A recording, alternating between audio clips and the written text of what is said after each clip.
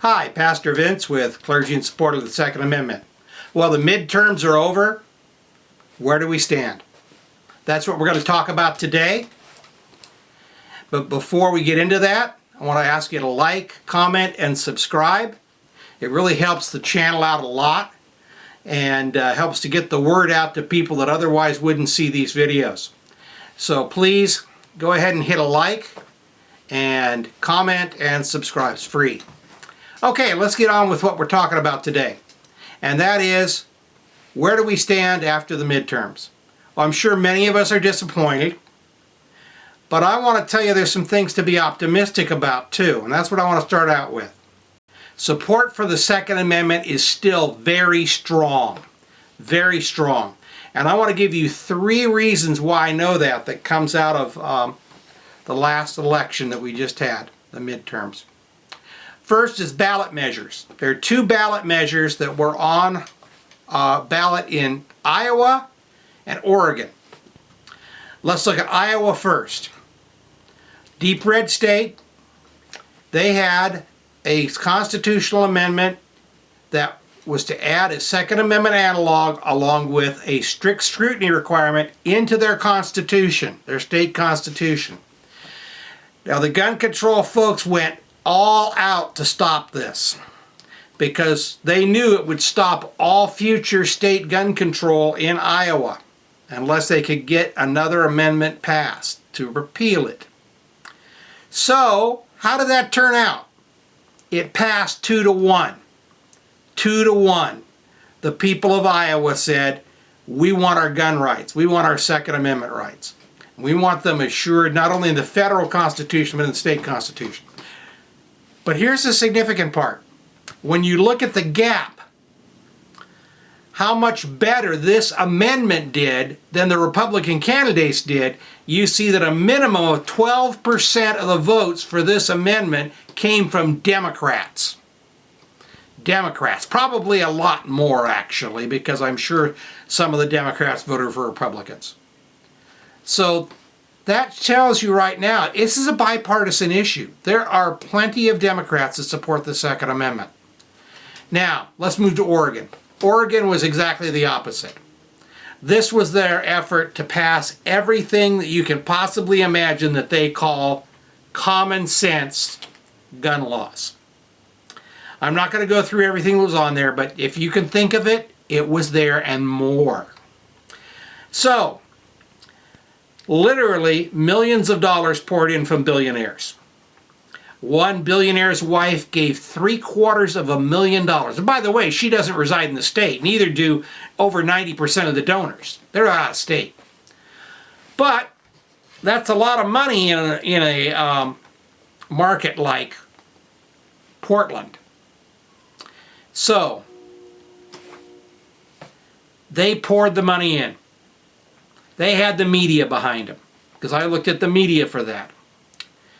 And this is a deep blue state. So you'd expect this to be passing overwhelmingly.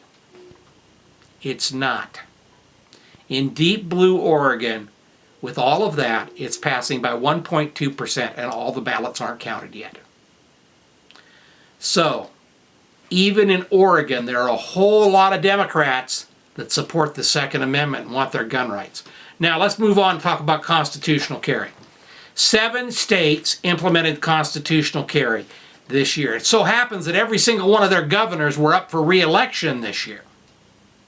And in every single one of those cases, their opponents hammered them over how irresponsible they were to possibly have supported constitutional carry and signed it into law.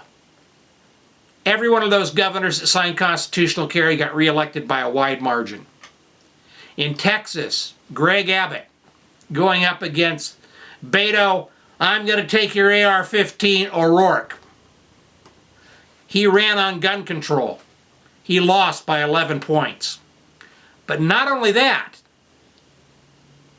gun control folks said they were going to flip Uvalde County because, after all, that's where this horrible tragedy took place. So those people are going to be in favor of gun control now. Greg Abbott won there by 22 points.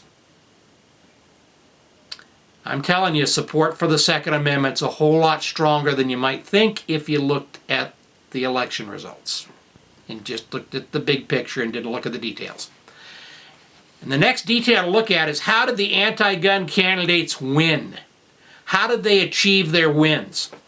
Well, they didn't do it by running on gun control. Not in the majority of states. In the majority of states, they didn't run on gun control. They ran away from gun control. Raphael Warnock, Senator Warnock in Georgia, not one mention of gun control on his entire website. None. Then let's talk about Mr. Gun Control. Senator Mark Kelly, you know, Michael Bloomberg's pet senator. Well, Michael Bloomberg and a whole bunch of his friends put millions upon millions of dollars into that campaign, funneled right through their gun control groups. The gun control groups were buying the ads. They had total control of where the money went. So they must have surely spent their money touting his gun control credentials, how he wants to ban assault weapons and high-capacity magazines, get rid of concealed carry. Nope. They spent nearly all their money on ads that don't mention gun control and talked about abortion. Abortion. Even they know gun control is not a winning issue. Now, there are some people that did run on gun control. Stacey Abrams in Georgia, she lost. Crist in Florida, he pushed gun control, he lost overwhelmingly to Ron DeSantis, who has promised to sign constitutional carry. Gun control is a losing issue for politicians. And the quicker they learn that, the better for their political futures. Because gun control is not popular. Gun rights are. So, what happened with all the new gun owners? This is the elephant in the room. What happened? We have 8 to 12 million new gun owners, many of them Democrats, many of them minorities, but we didn't see a massive red wave because most of these people didn't vote the Second Amendment. They simply didn't. So why didn't they vote the Second Amendment? Well, I've got 3 reasons for that too. Reason number 1, they didn't vote the Second Amendment out of simple ignorance. Never underestimate the value of simple ignorance to your opposition. If people don't know just how anti-gun a politician is, they may vote for them even though they're a gun owner, even though that same politician wants to take the very gun away that they just bought. We need to educate these people, folks. We need to let them know, and they need to let their politicians know how they feel. We got 2 years to do that. Next, and this is what I like to call the last bill in Congress didn't affect me, and they don't have votes to pass more, so I'm free to vote on other issues. That happened a lot, I think. As much as I disliked the bill that passed in August, it was not nearly as bad as it could have been. It was nothing like what they expected to get. And it was really, from a gun control standpoint, mostly a failure. Most people are not affected by it. And that's the problem. That's the problem. They can look at it and say, I'm never going to be affected by a red flag law. They're probably right. I'll never get a red flag order. God help them if they do, but they think that. And, you know, I'm not 18 to 21, so I'm not going to have a problem with the enhanced background check either. So what do I care? They're not going to get anything else passed. After all, the Republican leaders have said that they will filibuster anything more. So I think a lot of people looked at it and said, gun control is a non-issue now. They did everything they can do in August. They're done. Not true, but I think that's what a lot of people thought.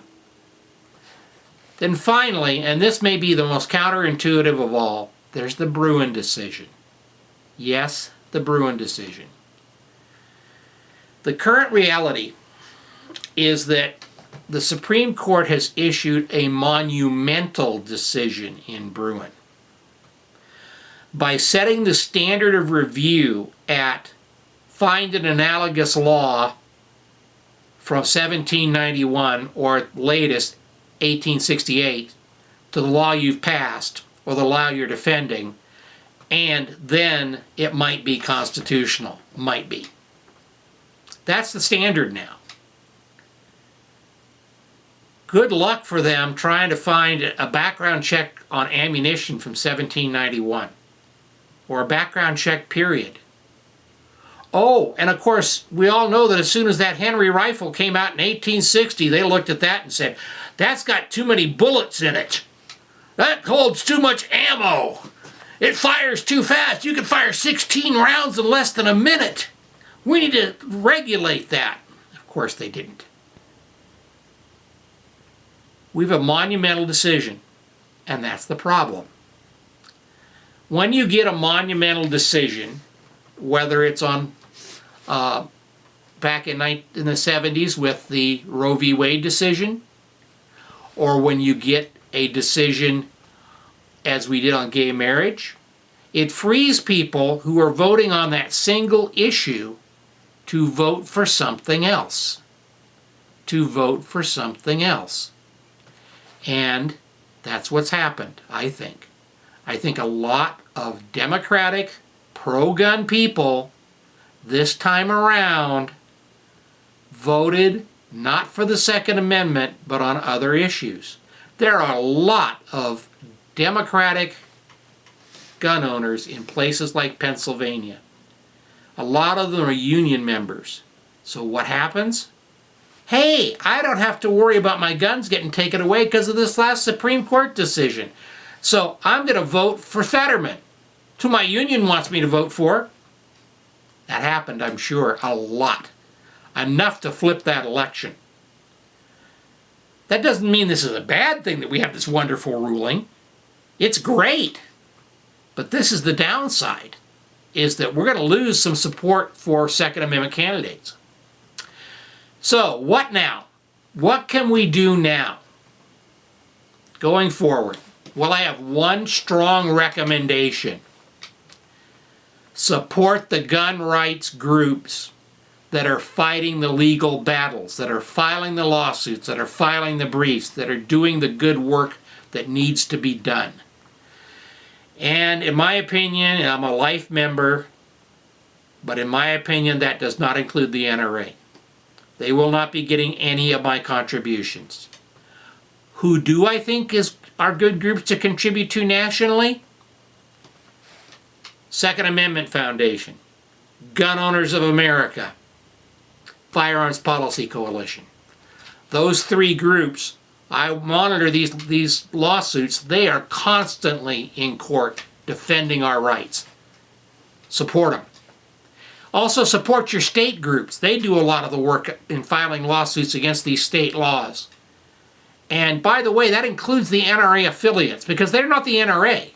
It was an NRA affiliate that gave us the Bruen decision, that was the one that filed the suit and was the primary litigant in it.